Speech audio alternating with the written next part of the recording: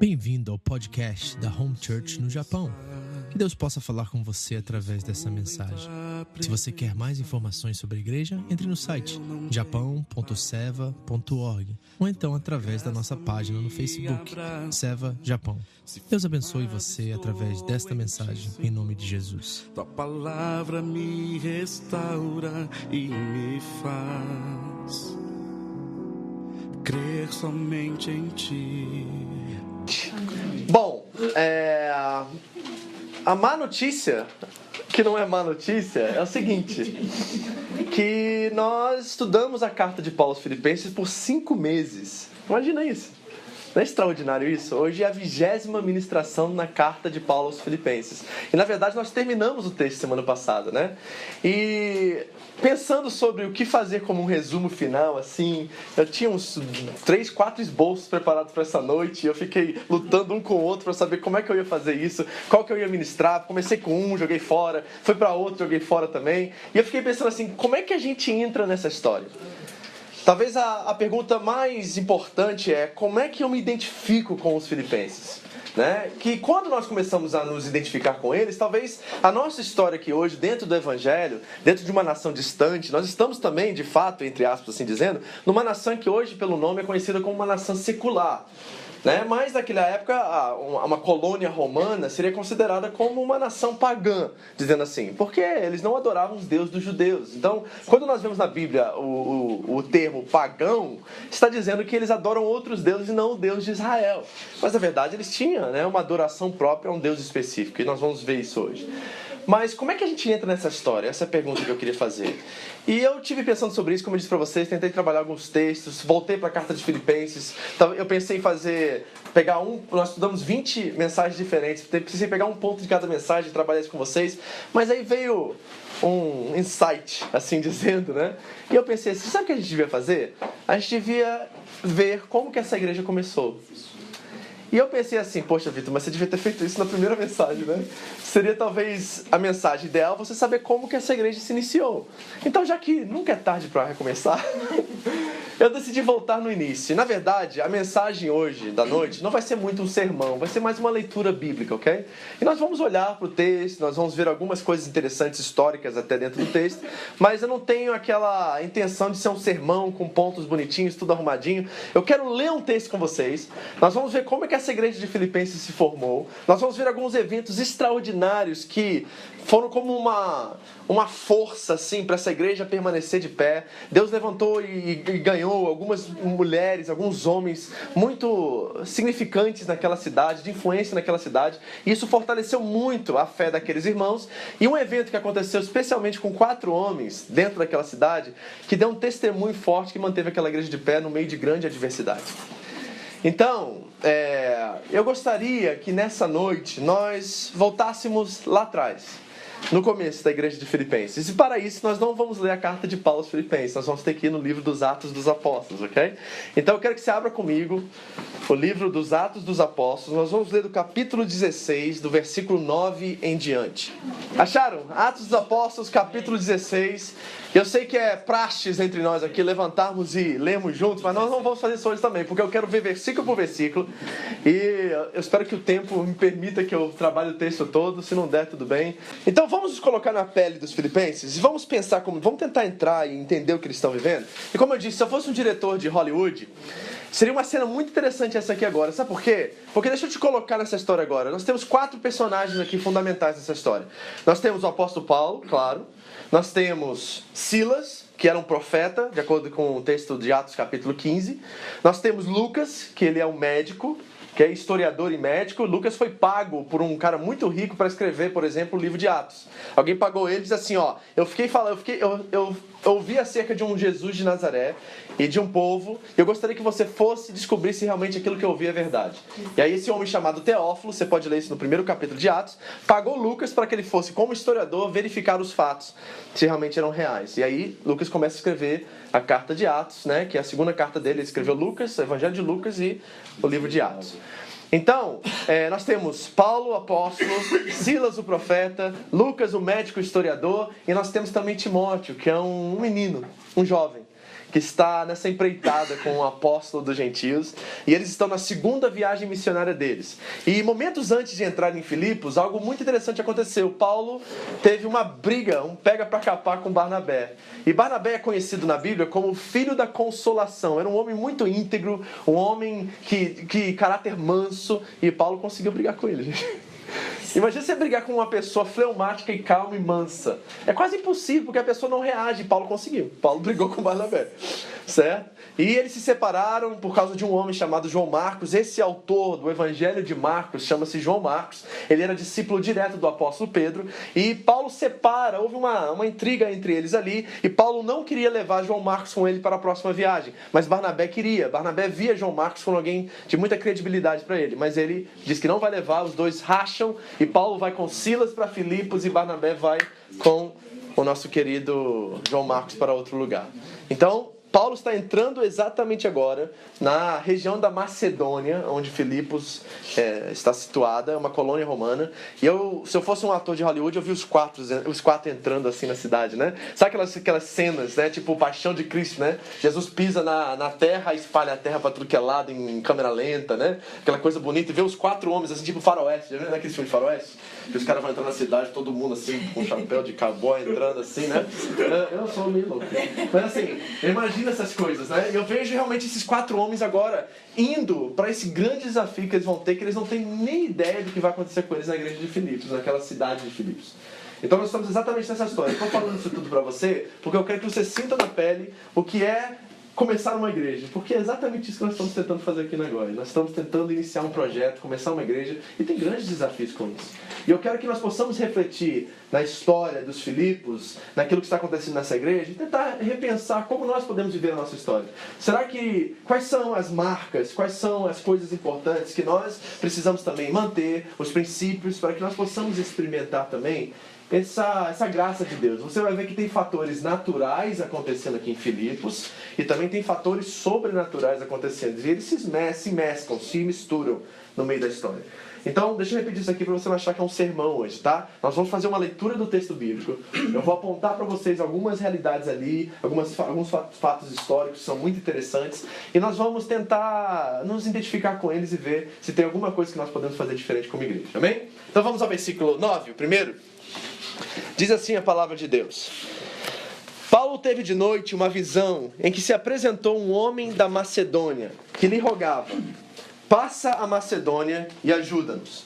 Ok? Paulo teve uma visão, certo? Bom, interessante isso, né? De fato é algo sobrenatural, não é algo tão normal. E a pergunta que eu fiz ao ler esse primeiro versículo é: como é que Deus realmente fala conosco? Quem aqui já teve uma experiência de ter uma visão? Levanta a mão. Olha, algumas pessoas aqui. Quem aqui já teve um sonho que você se cumpriu e você soube que era de Deus mesmo esse sonho? Levanta a mão. Tem alguém aqui? Tem algumas pessoas, né? É assim, isso. O que foi que você falou? Pesadelo. Pesadelo? Ok, também conta. Pesadelo também conta, certo? Pois é. Como é que Deus fala conosco? Deixa eu explicar para vocês o que a visão cristã tem a dizer sobre isso. Primeira coisa, Deus fala conosco através da sua revelação natural. Ou seja, as coisas criadas. Sabia que Deus fala conosco através das coisas que Ele criou? Por exemplo, quando você olha a beleza do Monte Fuji, tem alguma coisa ali naquela visão, naquele momento, que traz uma beleza e aprofunda isso no seu coração, que aponta para você que existe um designer, existe um criador por detrás daquela pintura, daquela coisa bonita. Ou, por exemplo, uma canção bela que faz você chorar, faz você recordar de alguma coisa. Lembra semana passada nós falamos sobre aquela nostalgia cósmica, né? Interessante isso, né?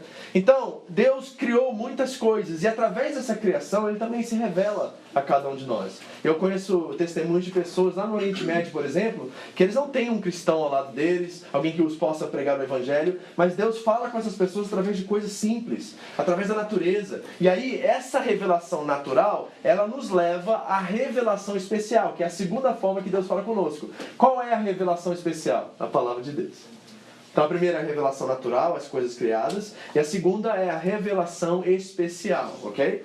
Agora, pode alguém ser salvo através da revelação natural somente? Não, porque o Evangelho já foi escrito, a palavra de Deus já foi escrita. Pela fé, a fé vem pelo ouvir, e ouvir a palavra de Deus. Então nós sabemos que, lógico, que antes da palavra de Deus ser escrita, antes de Deus se tornar homem em Jesus Cristo, os homens eram salvos pela fé deles no Criador.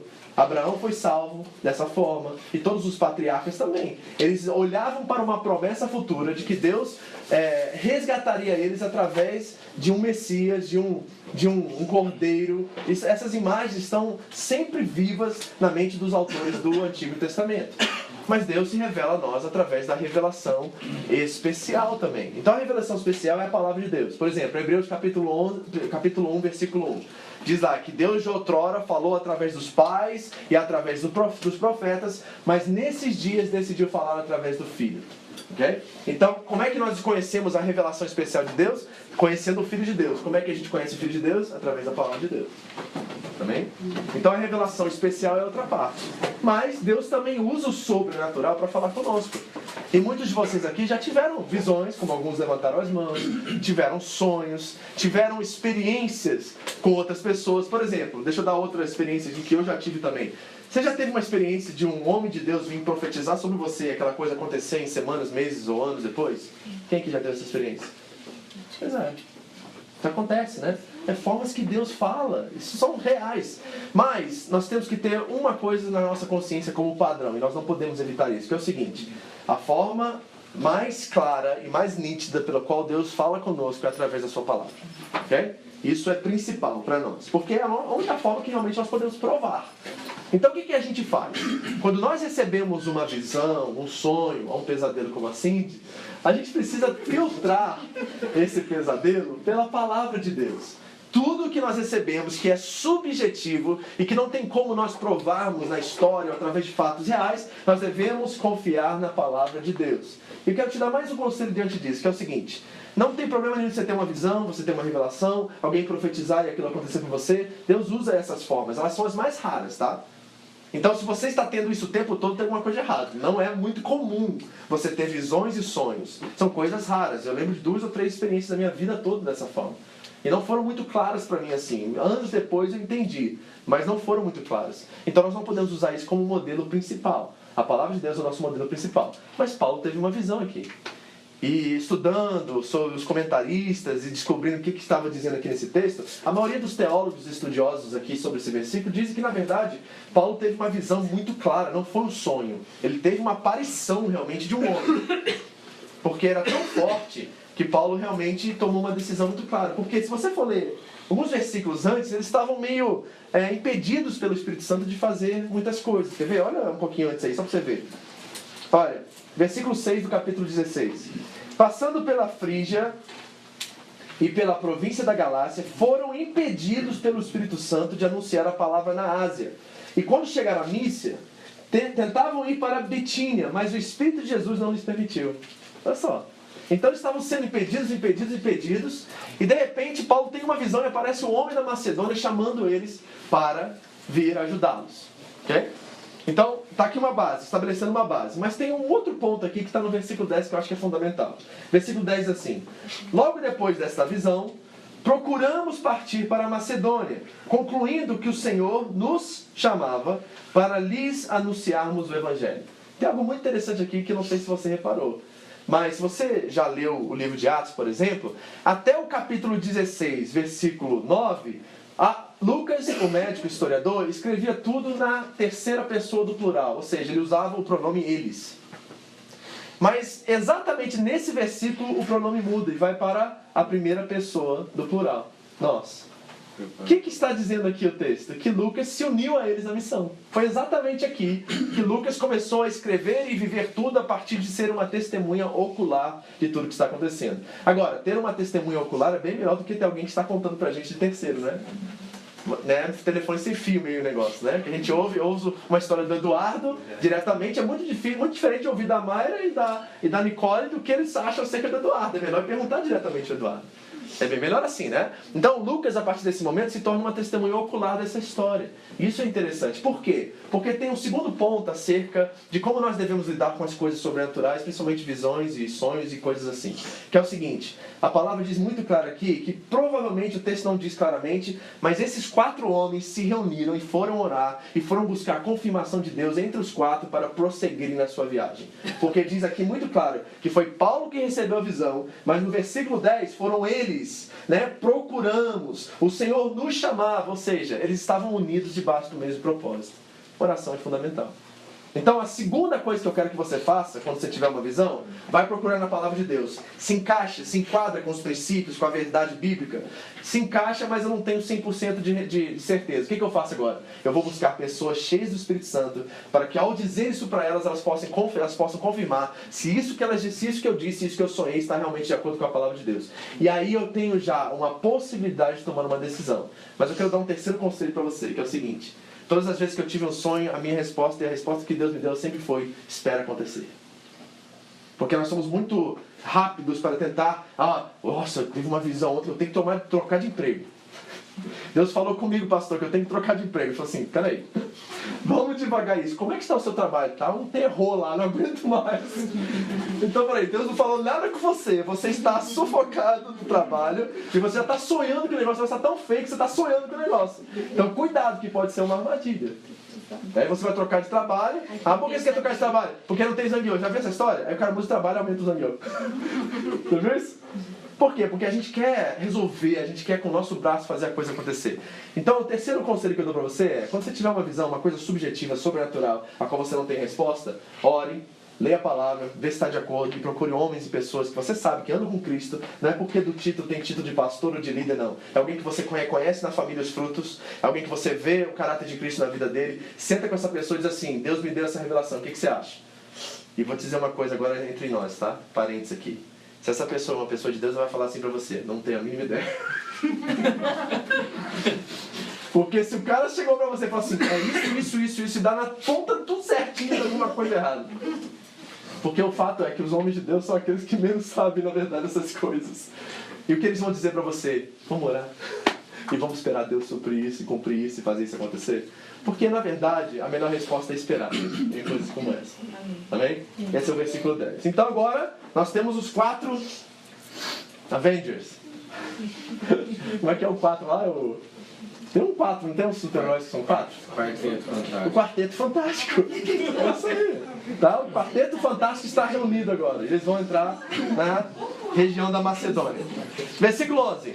Navegando de Troade, fomos diretamente para Samotrácia e no dia seguinte para Nápoles. Dali para Filipos, a primeira cidade dessa região da Macedônia. E é uma colônia. Estivemos alguns dias nessa cidade. Agora, esse negócio e é uma colônia não saiu por acaso, tá? Lucas já está nos revelando algo muito importante, que é o seguinte. A cidade de Filipos era uma colônia. E muitas das cidades conquistadas pelo Império Romano não conseguiam esse título. Mas esses conseguiram porque os historiadores dizem que na cidade de Filipos haviam muitos ex-militares. Roma despejou todos os seus ex-militares nessas cidades, nessas colônias. E esses ex-militares tinham um orgulho, um tipo de nacionalismo muito forte. E para eles serem cidadãos romanos era algo de muito valor.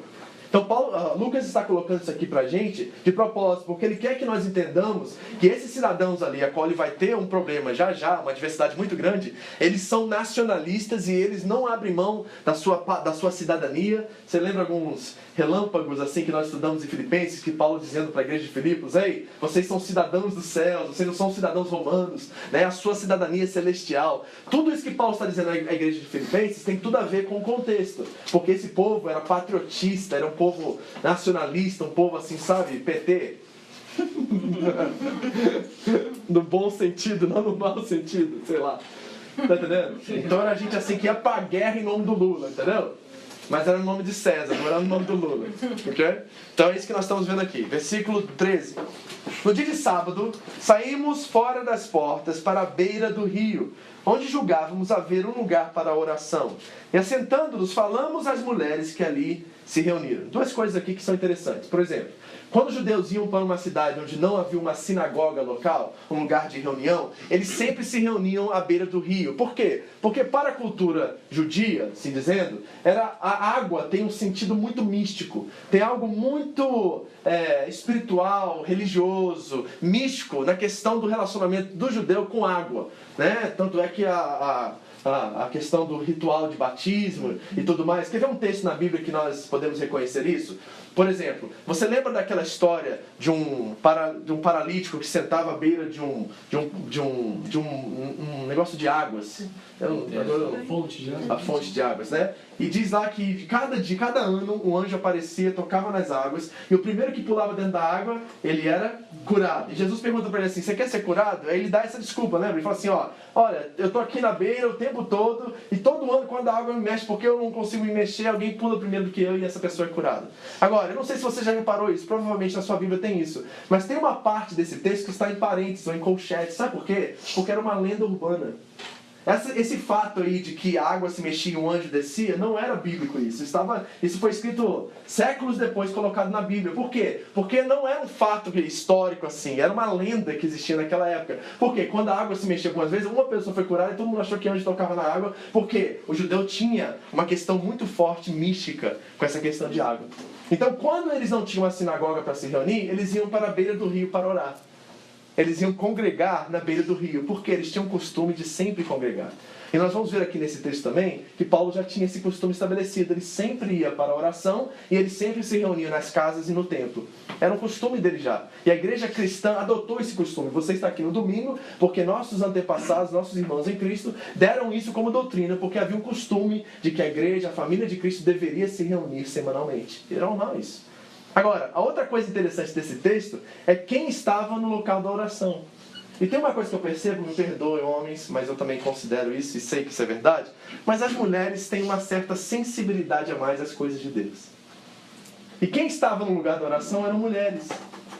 Não é verdade? Posso ser sincero com vocês? É muito raro como pastor eu ver famílias vindo à igreja, onde o marido é crente e a esposa não é. Costuma ser sempre ao contrário. A esposa é crente e o marido não é. O marido é simpatizante do evangelho.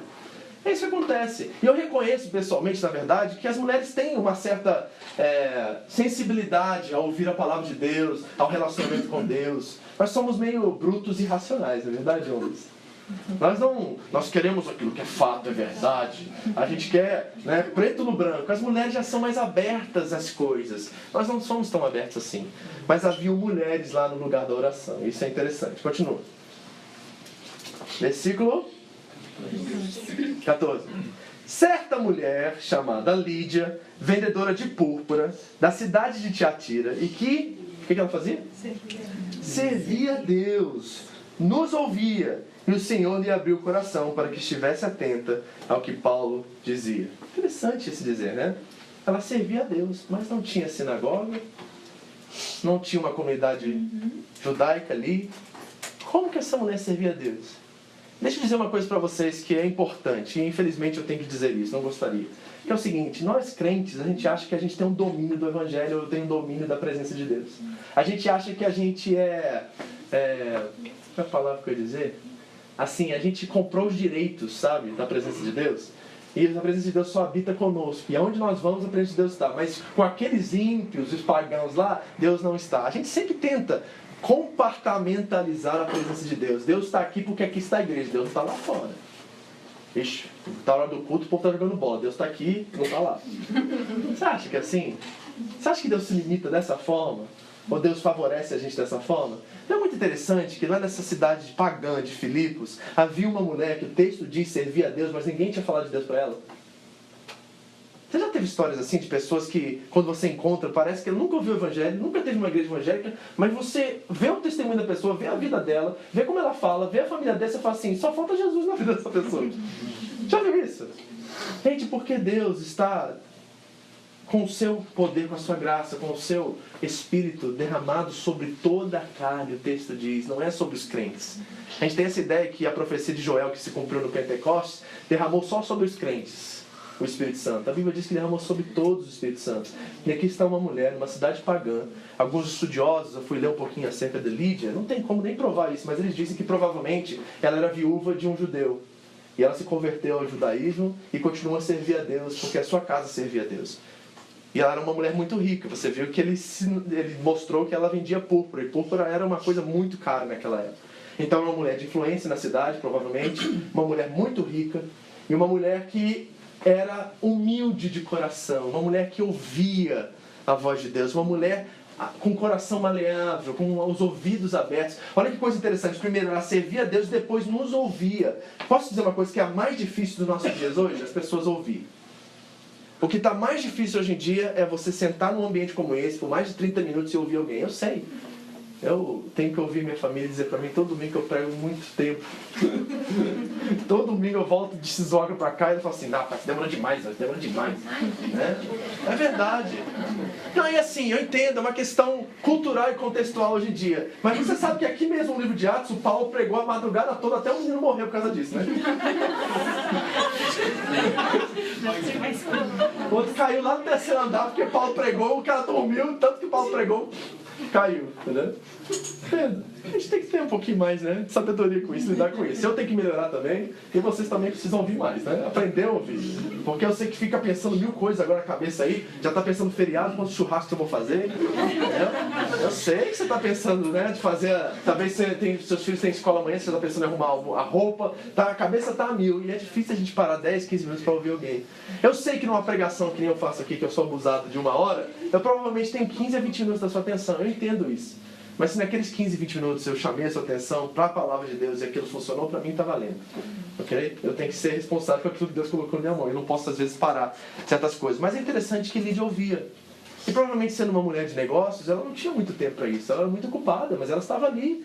E ela cumpria os princípios daquilo que ela cria. Ela estava no lugar da oração. Ela estava servindo a Deus. E ela ouvia os apóstolos. E por que ela ouvia os apóstolos? Olha só, que existe uma dupla reação, assim dizendo, né? Primeiro, ela servia a Deus e ouvia. E de volta, porque ela ouvia e servia a Deus, Deus abriu o coração dela.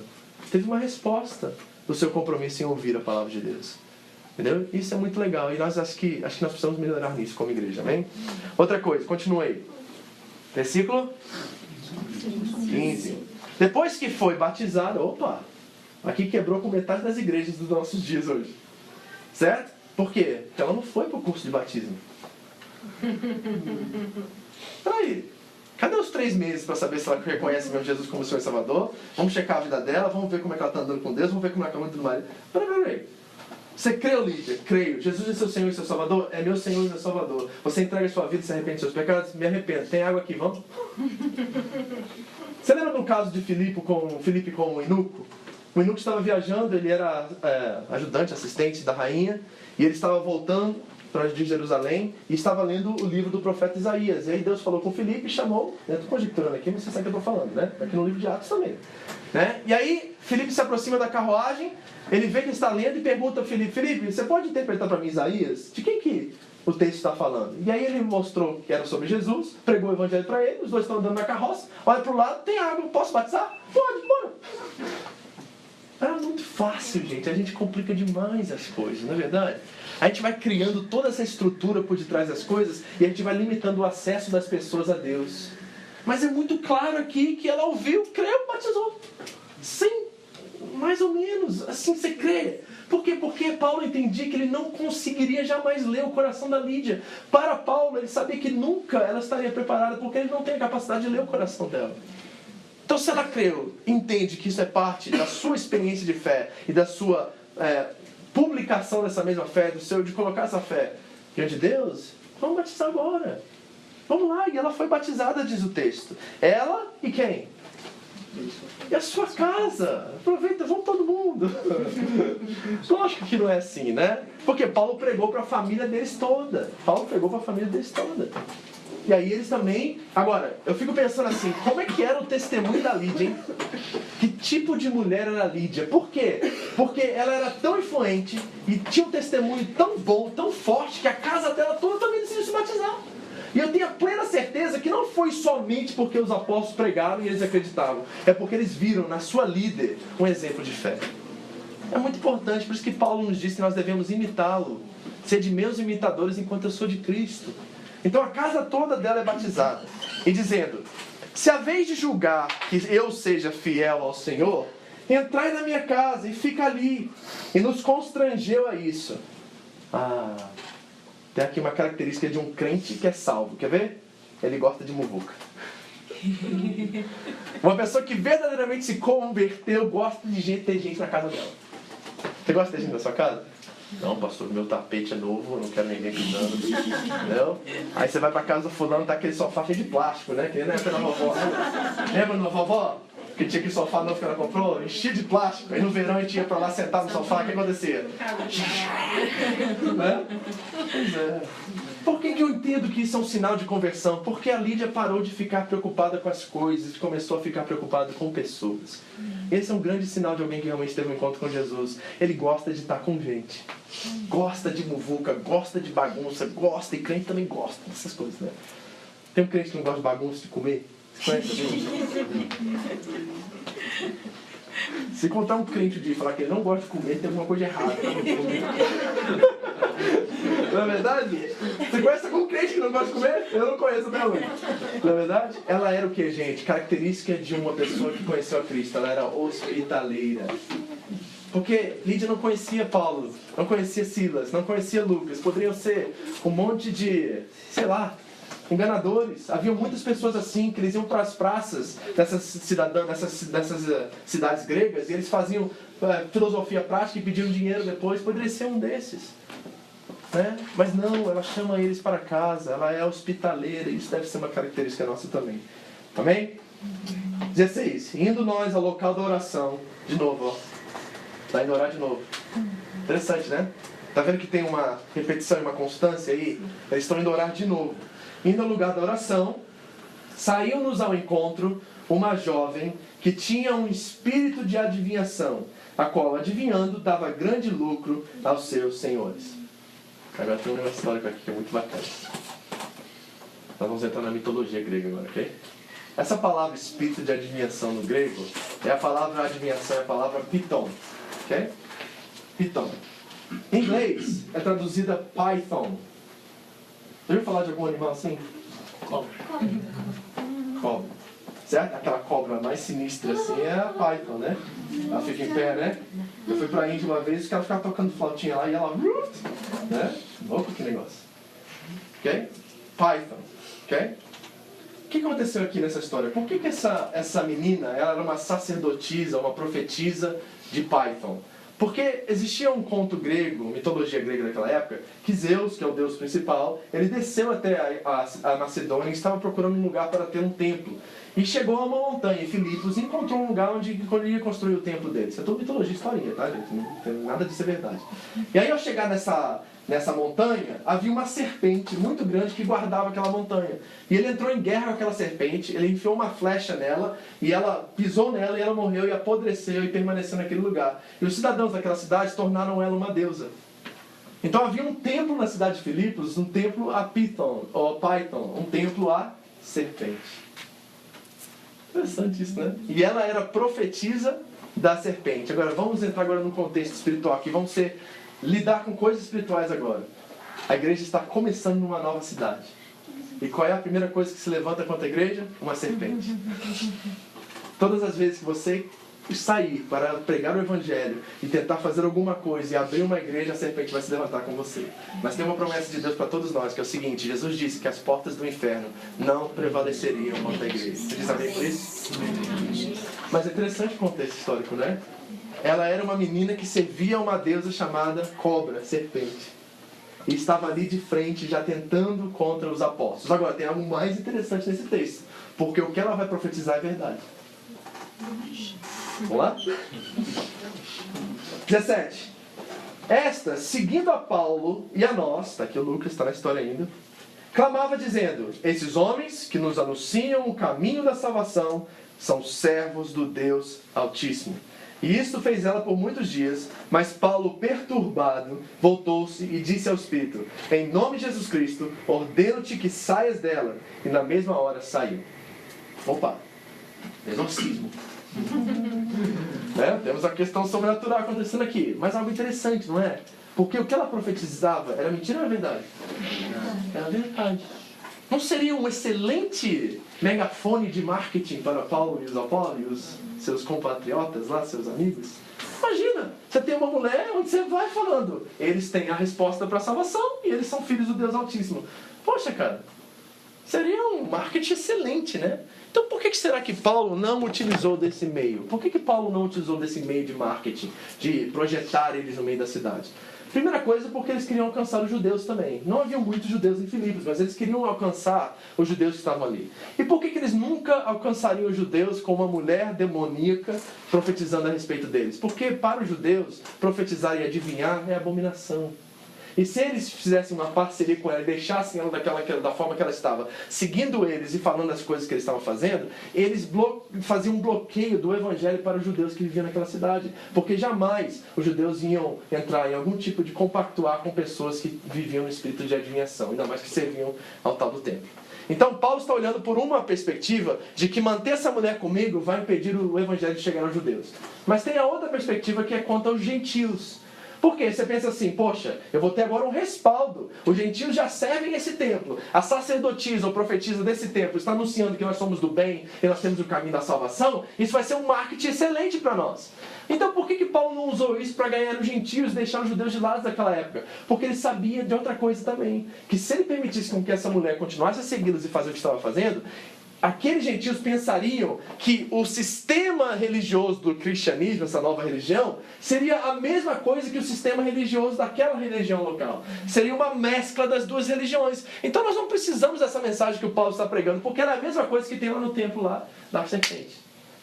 Aí Paulo está olhando para essas duas situações. Se eu manter ela comigo, os judeus estão bloqueados do evangelho. Se eu manter ela comigo, os gentios estão bloqueados do evangelho. Mas tem uma terceira opção, que é a mulher. E ela? Ela está completamente dominada por um demônio. Ele pensou também na questão da própria mulher, porque ela era escrava daqueles senhores. Ela ganhava dinheiro para eles com as profecias e com as adivinhações dela. Então imagine Paulo agora, querido, no meio de tudo isso. Primeiro ele tem a questão com os judeus, depois tem a questão com os gentios. E depois ele tem a questão com a humanidade daquela pessoa, a qual Jesus chamou ele para libertar. Paulo não pensou duas vezes. Ele não pensou nos judeus, não pensou nos gentios. Eu acredito que a única coisa que Paulo tinha em mente naquela hora era a libertação daquela mulher. E depois de se perturbar e tentar de alguma forma driblar isso, ele viu que não tinha jeito. E ele pegou, expulsou o demônio daquela mulher. E aí começou a guerra. Porque todo o lucro que ela dava àqueles homens acabou de ser perdido. E agora Paulo está em uma situação muito desesperadora. Vamos correr um pouquinho aqui, porque eu já gastei aqui 30 minutos. Vendo os senhores da jovem que a esperança do seu lucro estava perdida, prenderam a Paulo e Silas. Você está vendo aqui que já o Lucas não está mais aqui. O Lucas deu saída pela direita, meu amigo. Viu? Os magistrados chegaram para prender eles e o Lucas e o Timóteo, ó, saída pela direita. Não estão mais aqui. Agora é Paulo e Silas. E os levaram à praça, à presença dos magistrados. Apresentando-os aos magistrados, disseram: estes homens, sendo judeus, perturbaram a nossa cidade e nos pregam costumes que não é lícito receberem nem praticar, visto que somos romanos. E a multidão levantou-se, unida com eles, e os magistrados, rasgando-lhes as vestes, mandaram açoitá-los com varas. E, havendo-lhes dado muitos açoites, lançaram-nos na prisão, mandando ao carcereiro que os guardasse com segurança. E ele, tendo recebido tal ordem, lançou-os no cárcere interior e lhes segurou os pés no tronco. Olha, estavam vendo Paulo e Silas como gente perigosa, né? Porque além de prender na cadeia, amarra eles no tronco. Então eles estavam com medo desses homens. Eles estavam vendo que esses homens estavam tendo uma influência muito impactante na cidade. Então não queriam mais que eles saíssem para poder fazer o que eles estavam fazendo. E outra coisa, eles achavam que esses homens estavam inserindo uma nova religião na cidade. E para você, e deixa eu dizer para vocês, os romanos eram pagãos e serviam milhares de deuses. Eles não tinham problema em ter novos deuses. Mas os novos deuses tinham que passar pelo Senado romano. Você não pode entrar com uma nova religião, a não ser que o Senado romano autorize você a ter uma nova religião. Então eles estavam de fato quebrando a lei, porque eles acreditavam que esses, Paulo, Silas, Timóteo e Lucas, estavam tentando trazer uma nova religião para a cidade. E eles viram esses homens como perigosos. Ok? Vamos lá, continuidade? Perto da meia-noite, Paulo e Silas oravam e cantavam hinos a Deus, e os outros presos os escutavam. Para aqui, vamos. Isso é loucura, né? Eu espero que vocês estejam vendo esses homens como super-homens, porque eu estou vendo dessa forma até agora. Porque é muita loucura isso. Agora pensa comigo. Eles foram açoitados, isso é, 40 chibatadas menos 1. Ok? Costas sangrando. Pior do que isso, foram acorrentados no tronco. Então os homens estão presos assim num lugar, não sei se estão sentados de pé, estão sofrendo. Vamos colocar assim, eles estão sofrendo duramente, ok? Aquelas chibatadas não eram brincadeira não. Eles rasgaram as vestes deles e desceram o couro neles. Então eles apanharam feio. Estão numa prisão. Prisão naquela época, eu já falei pra vocês, não é aquela coisa bonitinha que a gente tem 3 refeições ao dia e vai jogar basquete no parque, tá? Não. Era um calabouço, era um lugar muito frio, um lugar que não tinha condições nenhuma humanas, né? Direitos humanos zero. Era uma situação precária. Eles estão lá. E aí, no meio disso tudo, eles começam a cantar. Agora, eu leio isso e fico lembrando de Paulo lá em Filipenses, quando Paulo dizia assim: posso todas as coisas naquele que me fortalece. Sei ter abundância, sei ter fartura, sei ter tudo. Você consegue ver esses ecos de Filipenses aqui? E o Deus de nosso Pai nos suprirá com todas as sortes de bênçãos espirituais em Cristo Jesus, nas suas grandiosas riquezas. Eu consigo ver esses ecos o tempo todo dentro daquela prisão. Porque o que Paulo vai dizer depois, anos depois, para a igreja de Filipos, é exatamente aquilo que ele está vivendo na pele. Nós não estamos falando de um monge que está sentado numa montanha e escrevendo contos bonitos, provérbios chineses para vocês viverem. Nós estamos falando de um homem que experimentou na pele o que é a graça de Deus e o que é a provisão de Deus. É isso que está acontecendo. Agora, pergunta para vocês. Quantos de vocês aqui, depois do culto, depois de estar preso, depois de estar correntado a um tronco cantarindo? Quem aqui ficaria salmodiando à noite, hein? Eu pegava a guitarrinha lá, né? Eu quero saber de guitarra, mano. Sabe o que eu ia fazer, eu acho? Tá? Desculpa, seu pastor não é tão espiritual como você pensava. Mas eu ia reclamar demais com Deus. Você manda eu sair de lá, eu deixo tudo, para pregar o evangelho para esses incrédulos. E aí eu chego aqui, eu estou fazendo o que é certo, eu libertei uma mulher. Eu lembrei daquela passagem de Jesus com um gadareno, lembra aquela história? Jesus chega lá, né? Acho que ele foi de Cafarnaum, foi até Gadara. Aí chegou em Gadara, na beira da mar, veio um demoniado lá, que tinha uma legião de demônios nele, né? Só que o que aquele homem falava também era verdade. Ele falou assim: olha, ele é o filho do Deus vivo. Demônio fala a verdade, viu, gente? Cuidado. Demônio fala a verdade. Você tenha conhecimento da palavra de Deus, porque demônio fala a verdade. E eles falaram a mesma coisa. E lembra Jesus expulsando também a legião e mandando aos porcos. Lembra aquela história? Eu fico lembrando tudo isso, e Paulo revivendo tudo isso. Só que esses homens estavam cantando, gente. O que é isso? É loucura, não é? E eles cantavam. Como que esses homens cantavam? Eu não sei também. É uma coisa muito louca, mas eles estão mostrando para nós que tem algo sobrenatural nas nossas adversidades que nós podemos superar e podemos vencer no poder do Espírito Santo através da graça de Deus. E nós precisamos experimentar isso como igreja. Nós precisamos saber que a adversidade, aos olhos de Deus e pela perspectiva divina, sempre é uma nova oportunidade. Paulo não está olhando o cárcere, as dores, porque ele estava sofrendo. Você vai ver daqui a pouco que vai demorar muito tempo e alguém vai limpar as feridas deles. Mas esses homens estão sofrendo, no meio daquele sofrimento, eles tinham mais em conta as pessoas que estavam com eles do que as próprias feridas deles. Nós não vemos esses homens reclamarem uma vez. E olha, eu gostaria até que tivesse uma reclamação pelo menos, porque eu poderia me identificar. Só uma, Paulo. Fala assim: nossa, não estou aguentando. Fala só isso. Seria ótimo. Mas não, até esse momento aqui, você vai ver daqui a pouco que não é meio assim, mas até esse momento aqui eu estou olhando para um super-homem, alguém que eu falo assim: poxa, eu quero ser que nem esse cara. Ele é humano, E ele está experimentando tudo isso e está lá louvando a Deus. E ele está louvando a Deus porque ele sabe que realmente é Deus que colocou ele naquela situação, porque Paulo tinha a plena certeza do que ele disse aos Romanos no capítulo 8, que todas as coisas de fato cooperam para o bem daqueles que amam a Deus. Paulo sabia disso, ele tinha isso com plena convicção. Então Paulo viu a cadeia como oportunidade, não como pressão e como dor.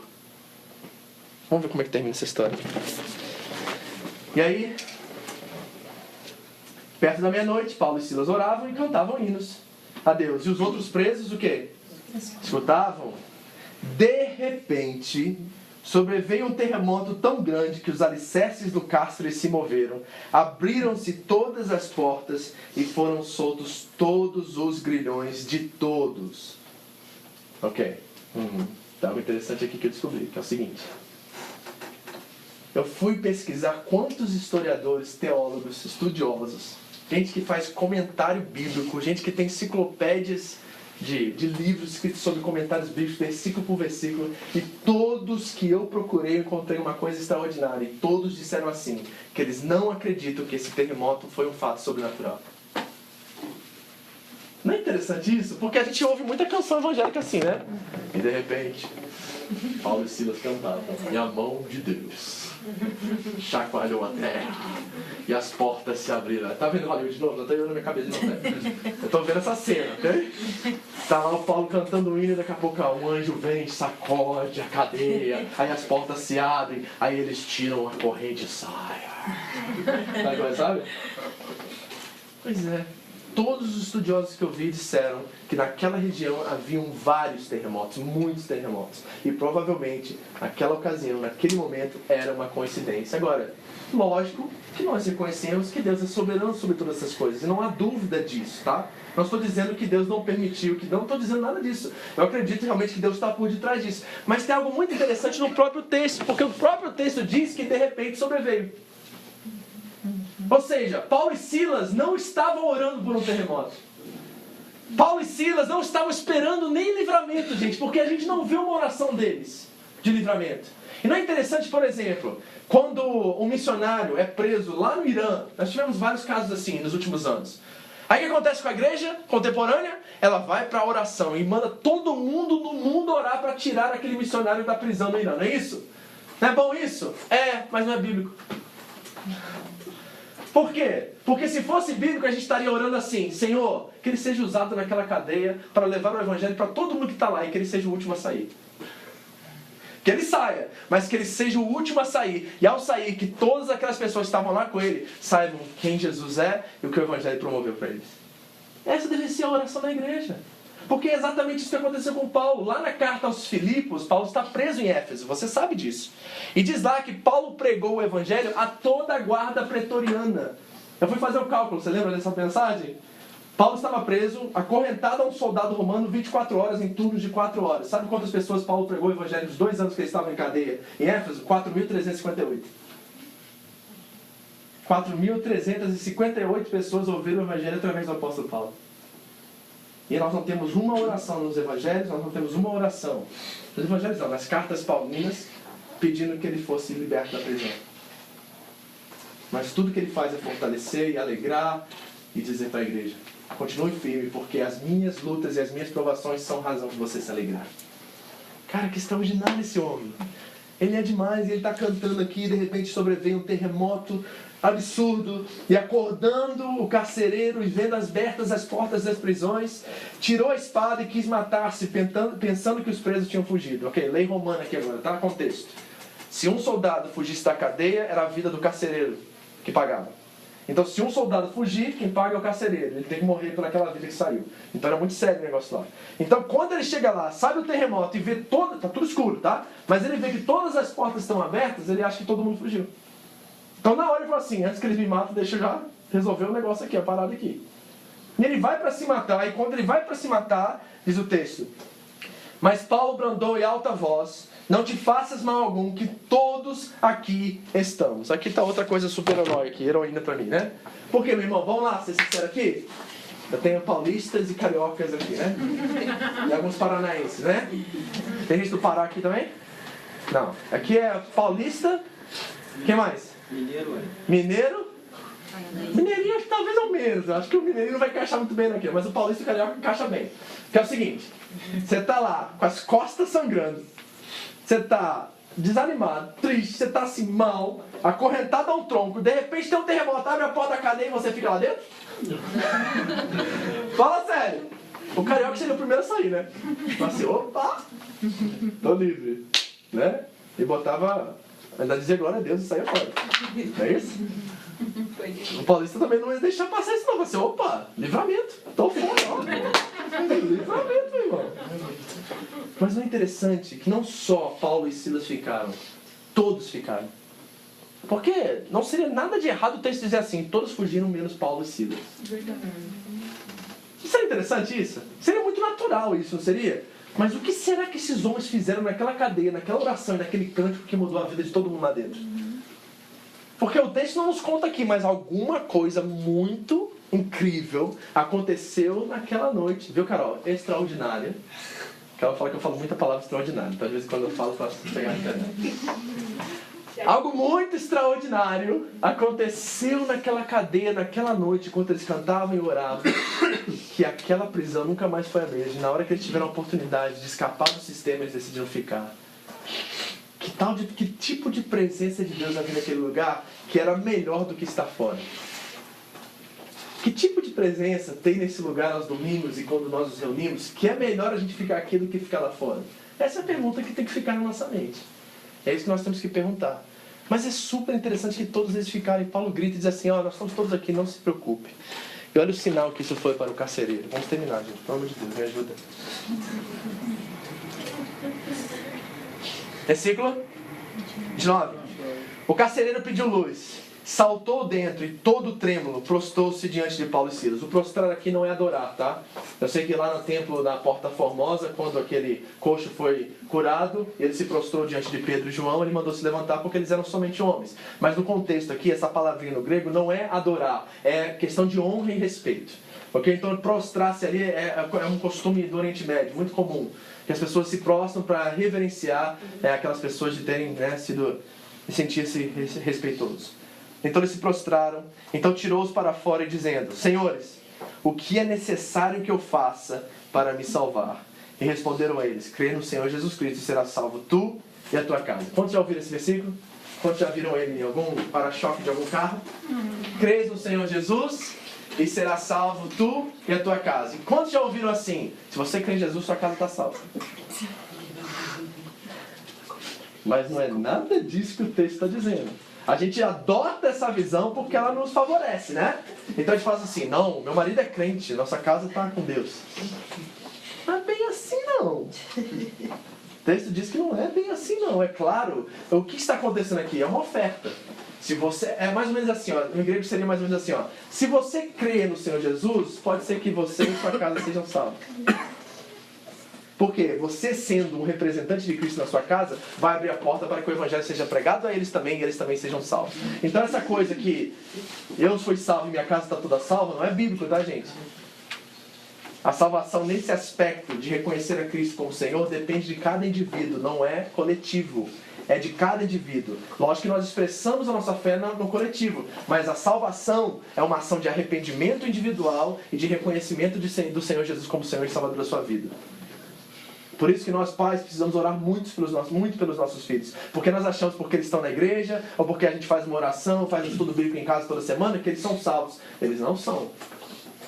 Nós precisamos realmente buscar a Deus e orar e pedir a Deus que fale ao coração deles para que o Evangelho realmente penetre no coração deles e eles tenham uma decisão própria diante de Deus de aceitar a Cristo como Senhor.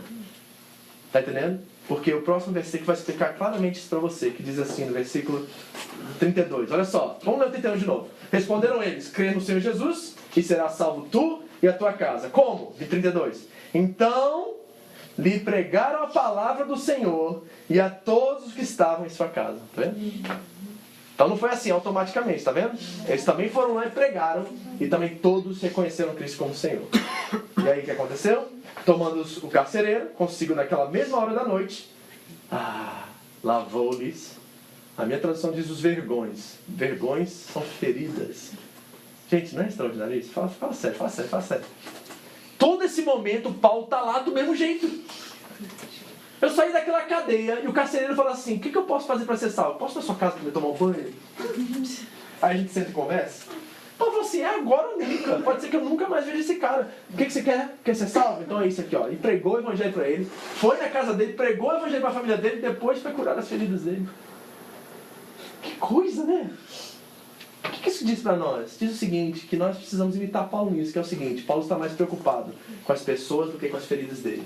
E nós estamos vendo uma igreja hoje que está mais preocupada com as suas feridas do que com as pessoas. É ou não é? A gente vem para o culto por quê? Para nós, vamos ser sinceros. Hoje eu vou lá porque eu quero receber uma palavra. Mano, quem te disse que o culto é para você? Aonde que você pegou essa ideia que você vem aqui no domingo para você? Aonde que você aprendeu isso? Na Bíblia não foi, porque o culto é para Deus. Então quando eu venho aqui e eu estou no louvor, eu não estou nem preocupado em receber algo não. Deus é tão bom, e tão gracioso, e tão bondoso, que Ele sempre me abençoa na comunidade. É uma coisa incrível isso. Mas eu tenho que ter na minha mente o seguinte, que quando eu estou aqui dentro, é para Ele, por Ele e dele todas as coisas. Não tem outra forma de ser igreja a não ser cultuar a Deus e não cultuar a mim mesmo. Esse é o grande perigo hoje em dia. Porque nós vamos à igreja para nos saciar, para receber alguma coisa. Não é isso o propósito da igreja, receber é dar. A igreja foi chamada e foi salva para dar, porque a essência do caráter de Deus é dar. Porque Deus amou o mundo de tal maneira que deu. Essa é a essência do caráter de Deus. Então nós estamos aqui para oferecer culto, não é para receber culto. E muitos de nós estamos recebendo culto, e por isso que a nossa fé é tão vazia, e tão frágil, e tão pequena. Porque nós viemos aqui com a intenção errada. Olha só, o Paulo está sofrendo, doendo, os pés provavelmente machucados, e ele está lá pregando o evangelho para o carcereiro, pregando o evangelho para a família dele, e logo após todos eles aceitarem Jesus, aí o carcereiro fala assim: mas Paulo, esqueci de você está todo doente, deixa eu ir lá e curar as suas feridas. Aí depois o carcereiro foi lá e foi sarar as feridas dele. Paulo estava mais preocupado com as pessoas do que com as suas próprias feridas. Nós, como igreja, precisamos adotar esse modelo. Pelo amor de Deus, igreja, a gente não vem aqui para buscar algo, a gente vem aqui para dar algo. E enquanto nós estamos dando algo, Deus é tão bom que Ele sempre nos devolve em dobro. Mas tudo depende da forma como você aparece aqui no domingo. Porque se você aparece aqui com uma carência, uma necessidade, você vai fazer essa experiência o oposto do que ela deve ser. Eu não quero que você tenha uma experiência vazia aqui conosco. Eu quero que você tenha uma experiência que traz verdade para você, que traz certeza de fé, que traz substância para a sua vida, que traz revelação para que você possa aplicar durante a sua semana. E quando aquilo der certo e voltar, você vem aqui ofertar a Deus o seu ser, a sua vida, o seu dinheiro, a sua casa. Tudo que você tem, você vem ofertar a Ele, porque Ele é merecedor de todas essas coisas. Essa é a mentalidade dos apóstolos. E por isso que eles alcançaram tantas pessoas, por isso que eles fizeram tanta diferença. E nós fomos chamados para fazer a mesma coisa. Vamos fechar. Então ele limpou as feridas deles e logo foi batizado, ele e todos os seus. E o carcereiro levou-os para casa, pôs-lhes a mesa, e sua crença em Deus alegrou-se com toda a sua casa. E sendo já o dia, os magistrados mandaram quadrilheiros dizendo: soltai aqueles homens. 36. E o carcereiro anunciou a Paulo essas palavras dizendo: os magistrados mandaram que vos soltasse. Agora saí e ide em paz. Pausa aqui um minutinho que tem algo interessante para acontecer agora. Porque sabe aquela história toda que eu disse para vocês do super-herói? Sabe o que eu estava falando aqui? Nossa, aquelas cenas de Hollywood, aí o Paulo pisa a terra, aí câmera lenta, aí vem os 4 mosqueteiros, os 4, como é que é? Quarteto Fantástico, né? Aquela história toda, ver Paulo cantando, e a gente está olhando para esse homem e fala assim: jamais eu seria como ele. E a gente fica com aquela imagem na cabeça assim: poxa, que cara legal, poxa, Paulo é meu herói, eu vou botar um pôster do Paulo lá na minha cama. Entendeu? Aquela história, aquela coisa assim. Mas a Bíblia é tão legal pra gente, ela é tão boa. Eu amo a Bíblia porque ela não disfarça o caráter dos nossos maiores ídolos e maiores heróis. Porque o que você vai perceber agora e vai ver agora é um ser humano. E graças a Deus que isso foi colocado na Bíblia e não foi tirado. Graças a Deus que eles não tiraram essa historinha que você vai ler agora da Bíblia, porque ela mostra que ainda tem chance para mim. Porque o que você vai ver agora é a humanidade do super-herói. E a humanidade do super-herói não é muito boa, não. E por isso que Paulo diz que pela graça que ele é salvo. Porque realmente Paulo entendia que ele não tinha nada para dar a Deus. E na verdade, muitas das vezes, o velho Paulo voltava em cena. E o que você vai ver agora é o velho Paulo voltando em cena. Ok? Vamos lá? Está preparado? Não fique decepcionado com o apóstolo Paulo. Ele é que nem você. Amém? Ele é igualzinho a você. Ok? Olha o versículo 37. Vamos 36 de novo. O carcereiro anunciou a Paulo essas palavras, dizendo: os magistrados mandaram que vocês fossem soltos. Agora saí e ide em paz. 37. Mas Paulo respondeu: açoitaram-nos publicamente, sem sermos condenados, e sendo nós cidadãos romanos, nos lançaram na prisão, e agora encobertamente nos lançam fora? Não será assim. Venham eles mesmo aqui e tirem a gente. Ah, meu amigo! Apareceu o bichinho! Né? Não é tão super-herói assim como a gente pensa. Né? É mais ou menos assim, ó. Deixa outras palavras assim. O que eles estão pensando? Que vai ficar assim essa história? Manda eles vir aqui me tirar agora. É, não é? O que nós estamos vendo? Um pouquinho da justiça própria que Paulo ainda não tinha resolvido na vida dele. O velho Saulo de Tarso de vez em quando aparece. Manda vir aqui que eu quero agora ver. É mais ou menos isso que nós estamos vendo aqui. Você está entendendo? E graças a Deus isso está aqui, gente. Porque Paulo teria uma outra oportunidade de mostrar o quão super-herói ele é. Mas aqui na humanidade dele, eu conheço me reconhecer, eu consigo me ver. Eu consigo ver que, na verdade, Paulo estava realmente muito chateado com toda a situação. E cantar aqueles hinos e cantar aqueles salmos não foi tão fácil assim como nós pensamos. Na verdade, ele estava assim: louvai ao Senhor. Entendeu? E eu não consigo mais ver Paulo cantando um hino assim com flores e aquela coisa, sabe? Aquele vento passando assim do Espírito Santo, as pombinhas voando e o Paulo cantando hinos aqui na prisão. Não é assim. O Paulo estava lutando contra a carne dele também. E sabia que aquilo que ele tinha que fazer não é o que realmente ele precisava fazer. Manda eles vir aqui. Os quadrilheiros foram dizer aos magistrados essas palavras, e eles temeram. Ouvindo que eram romanos. Vindo, pediram-lhes desculpas, e tirando-os para fora, rogaram que saíssem da cidade.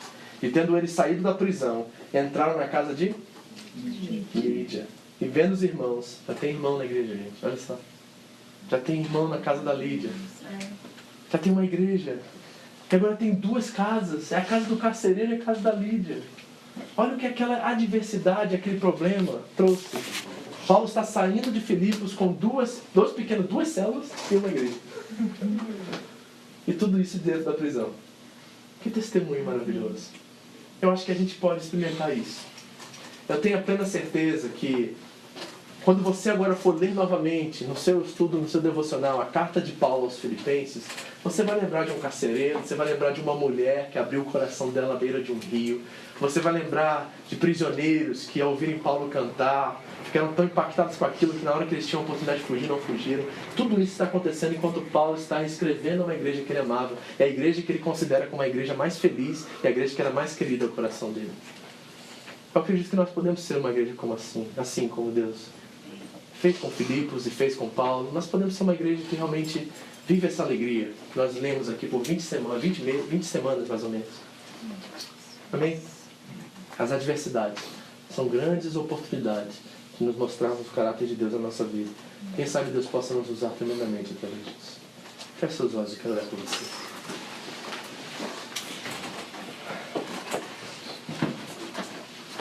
Pai querido, em nome de Jesus,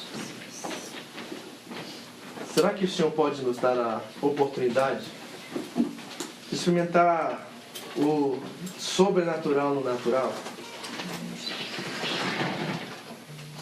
Deus, que tremendo, Deus.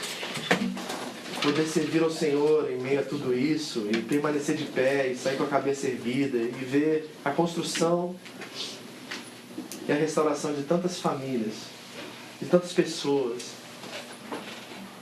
Que bom é, Deus, poder fazer parte da Tua obra. Senhor, eu quero me dispor mais, eu quero servir mais, eu quero que essa igreja tenha esse coração.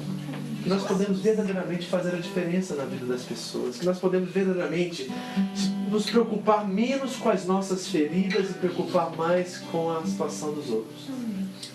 Deus, tira nossos olhos das nossas feridas. Por mais que elas estejam doendo agora, por mais que as situações sejam difíceis, na minha experiência pessoal andando contigo, eu sempre coloquei a minha vontade de lado e fiz a tua vontade. E no meio disso tudo, o Senhor sempre cuidou de mim, Deus. Quando nós cuidamos das tuas coisas, o Senhor cuida de nós, Deus. Paulo entendia isso, eu quero que essa igreja entenda isso, que vale a pena servir ao Senhor, que vale a pena mesmo no meio da adversidade, da luta, da guerra, da prisão, seja o que for que esteja acontecendo, vale a pena servir ao Senhor. Que igreja linda nasceu ali, Deus. E com uma mulher. Quantas mulheres nós temos aqui que tem um dom carismático de de alcançar pessoas, de trazê-las. Nós estamos numa nação como Filipos, uma nação pagã, assim dizendo, secular, que não acredita em Deus. E nós temos uma oportunidade única aqui de sermos um carcereiro, de sermos uma Lídia no meio do caminho, de sermos pessoas dentro dos nossos ambientes e dos lugares onde Deus colocou, e também fazemos a diferença como eles fizeram. Paizinho, gere-se em nós. Nós estamos felizes de entregar como oferta ao Senhor essas 20 semanas e essa carta linda e maravilhosa e feliz que é a carta de Filipos, a carta aos Filipenses. Com essa gratidão no coração de poder estudar um livro todo da Bíblia, Deus, e ver cada detalhe, ver cada situação, e ver para quem hoje Paulo escreveu, nós queremos te louvar, porque tu és um Deus fiel. Tu és um Deus que cuida dos seus. O Senhor não deixa nenhum dos seus desamparados. O Senhor continua presente em nossas vidas. Nós podemos reconhecer isso em tudo que temos e somos. Senhor, quantas famílias lindas nós temos aqui nessa igreja. Quantas pessoas cuidadas e pelo Senhor e protegidas pelo Senhor nós temos visto. Obrigado, Deus, por cada um deles. Obrigado, Deus, pelo teu cuidado conosco como comunidade. Ajuda-nos agora a crescer nessa simplicidade. Ajuda-nos a crescer nesse amor, nessa disposição, nessa entrega, Deus. Que as nossas feridas nunca mais, Senhor, tomem a frente do cuidado com o teu reino, ou cuidado com as pessoas. Não é interessante, igreja, que quando Paulo cuidou da família do carcereiro e quando ele priorizou a família do carcereiro, e ele não se preocupou consigo mesmo, foi o próprio carcereiro que sarou as feridas dele. No reino de Deus, a gente não deve nada, e tudo que a gente planta, a gente colhe. Tudo que a gente planta, a gente colhe. E Paulo estava plantando amor e recebeu amor. Que assim seja, Deus, em nossas vidas, todos os dias.